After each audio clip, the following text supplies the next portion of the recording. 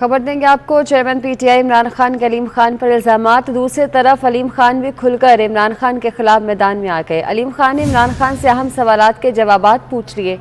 अलीम खान ने इमरान खान को टीवी पर आकर मुनाजरे का चैलेंज दे दिया। अलीम खान बोले, आपके पास जो कुछ है बता दें, हम भी हकाइक बताएंगे।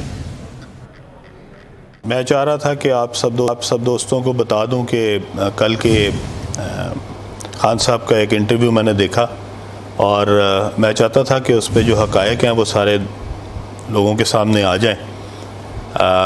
खान साहब ने उसमें ज़िक्र किया कुछ मेरी ज़मीन का, कि वो ज़मीन जो है वो मैं उनसे कोई लीगलाइज़ कराना चाहता था, जिसकी वजह से उनके मेरे साथ इख्तलाफ हो गए या मेरे उनके साथ इख्तलाफ हो गए। तो पहली बात तो मैं कैटेगोरिकली बताना चाहता हूँ कि 2010 से 2018 तक मैं इमरान खान के साथ था, और जब मैं 2010 में इमरान खान साहब के साथ हुआ था, ये सोसाइटी मेरे पास उस वक्त भी मौजूद थी और ये सोसाइटी मैंने ख़रीदी थी क्योंकि 2010 में भी मैं अपोजिशन में था और उस वक्त भी मुझे कोई एनओसी नहीं देता था, कोई अप्रूवल नहीं देता था। तो मैंने एक अप्रूवल के साथ एक सोसाइटी ख़रीदी थी जिसकी अप्रूवल मेरे से जो पहले मालिकान है उन्होंने हासिल किए हुए थे, और 2010 से लेके आज तक 2022 तक वो सोसाइटी मेरे पास मौजूद है और उसी में उसकी एक्सटेंशन हुई है। खान साहब वहाँ पे तशरीफ़ ला चुके हैं। मेरे वालिद साहब की जब वफ़ात हुई तो उसकी तदफीन पे खान साहब वहाँ पे तशरीफ़ लाए थे, इसलिए उन्होंने वो सोसाइटी उस वक्त भी और उसके अलावा बाद में भी कई दफ़ा देखी है। और अगर मुझे ये पता होता कि 2010 में मैंने इमरान खान का साथ इसलिए देना है क्योंकि 2018 में इमरान खान साहब ने वज़ीर आज़म बनना है और उसके बाद मैंने वहाँ पे 300 एकड़ ज़मीन ख़रीदनी है और उसको बाद में लीगलाइज़ इनके लिए कराना है, तो बहुत ही मेरा इसका मतलब मेरा विज़न को बहुत ही दूर का है कि मैं 8 साल 10 साल पहले ही मुझे पता लग गया था कि यहाँ पे 300 एकड़ ज़मीन ख़रीदूँगा और उस दिन इमरान खान वज़ीर आज़म होंगे जिनसे मैं ये जाके लीगलाइज़ करवाऊँगा। हक़ाइक़ ये हैं कि ये ज़मीन जो है ये 300 एकड़ नहीं है, मेरे पास सोसाइटी में 3000 एकड़ से ज़्यादा ज़मीन मौजूद है।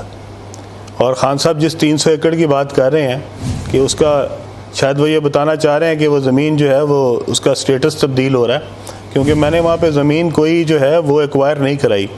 मैंने वहाँ के लोकल ज़मींदारों से ज़मीनें ख़रीदी हैं और वो 3000 एकड़ हो या 10,000 एकड़ हो, उसमें से एक इंच ज़मीन भी जो है वो सरकारी नहीं है। वहाँ ना ही कोई शामिलात है और ना ही वहाँ पर कोई सरकारी एक कनाल भी मौजूद है। तो इसलिए वहाँ पे सारी ज़मीन जो है वो लोकल ज़मींदारों से ख़रीद की गई है और मार्केट रेट पे ख़रीदी गई है और उनकी मंशा और मर्ज़ी के मुताबिक ख़रीदी गई है। दूसरी बात ये कि ये जो ज़मीन जिसकी वो बात कर रहे हैं, ये ज़मीन अब रूडा के अंडर आ गई है, जो कि इमरान खान साहब ने बनवाई है रूडा। इस हवाले से तफसीलात जानेंगे। हमारे साथ मौजूद है हमारे नुमाइंदे अली अकबर। अली अकबर, बताइएगा, इमरान खान के बाद अब अलीम खान मैदान में आ गए हैं, मुनाज़रे का चैलेंज कर रहे हैं।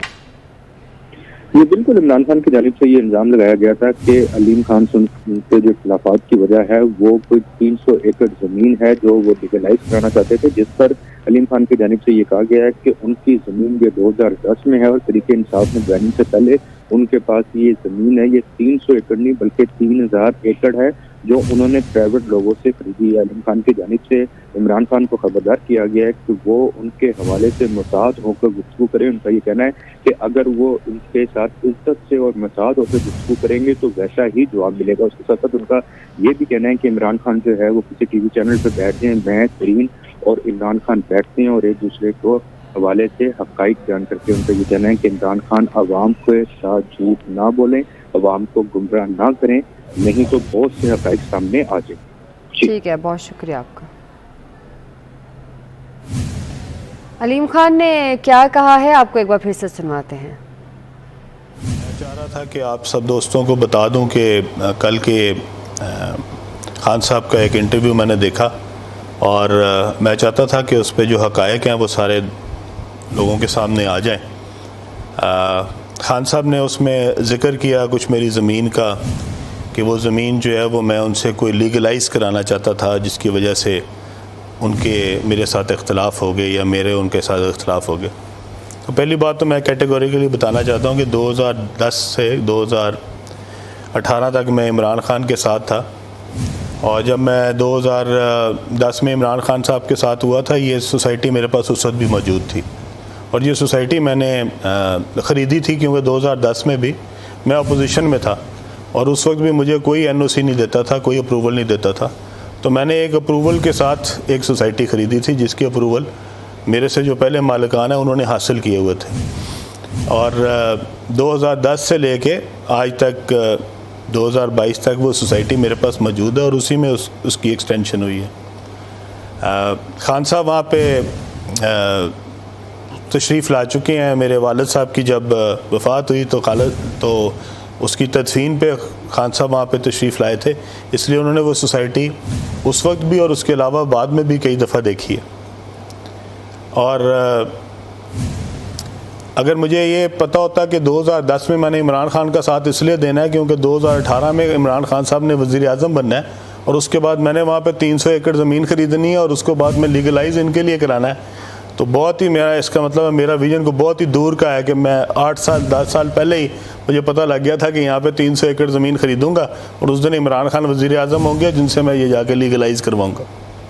हक़ाइक़ ये हैं कि ये ज़मीन जो है ये 300 एकड़ नहीं है, मेरे पास सोसाइटी में 3000 एकड़ से ज़्यादा ज़मीन मौजूद है। और ख़ान साहब जिस 300 एकड़ की बात कर रहे हैं कि उसका शायद वो ये बताना चाह रहे हैं कि वो ज़मीन जो है वो उसका स्टेटस तब्दील हो रहा है, क्योंकि मैंने वहाँ पे ज़मीन कोई जो है वो एक्वायर नहीं कराई, मैंने वहाँ के लोकल ज़मींदारों से ज़मीनें ख़रीदी हैं और वो 3000 एकड़ हो या 10,000 एकड़ हो उसमें से एक इंच ज़मीन भी जो है वो सरकारी नहीं है। वहाँ ना ही कोई शामिलात है और ना ही वहाँ पर कोई सरकारी एक कनाल भी मौजूद है। तो इसलिए वहाँ पे सारी ज़मीन जो है वो लोकल ज़मींदारों से ख़रीद की गई है और मार्केट रेट पे ख़रीदी गई है और उनकी मंशा और मर्ज़ी के मुताबिक ख़रीदी गई है। दूसरी बात ये कि ये जो ज़मीन जिसकी वो बात कर रहे हैं ये ज़मीन अब रूडा के अंडर आ गई है जो कि इमरान खान साहब ने बनवाई है।